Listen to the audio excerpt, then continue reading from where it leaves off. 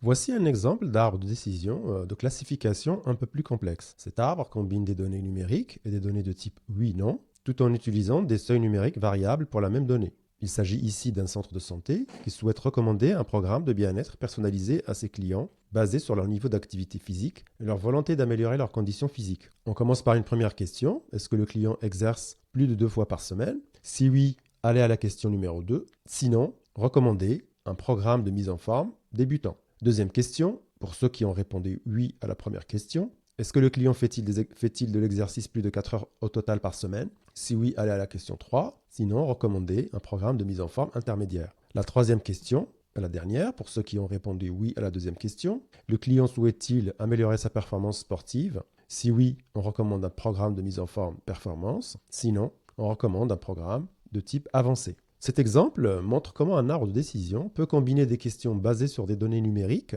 ici le nombre de fois par semaine, et ici le nombre d'heures par semaine. Donc, je disais comment un arbre de décision, cet exemple montre comment un arbre de décision peut combiner des questions basées sur des données numériques et des réponses oui-non pour guider vers une recommandation personnalisée. Donc des réponses de type oui-non veut améliorer sa performance par exemple. Il y a un autre cas où en fait, ici, ce n'est pas le cas, mais il existe des configurations où les classifications finales que vous voyez ici, c'est-à-dire les recommandations, peuvent se répéter ou être partagées entre différentes branches de l'arbre, ce qui nous offre une flexibilité pour s'adapter à des situations variées. En résumé, cet arbre de décision illustre parfaitement la capacité d'intégrer divers types de données pour offrir des recommandations personnalisées, ce qui souligne la flexibilité et l'adaptabilité de cette approche. À travers des critères bien définis et une structure logique, cet arbre nous démontre comment des décisions complexes peuvent être simplifiées en une série de questions claires permettant une classification précise et utile.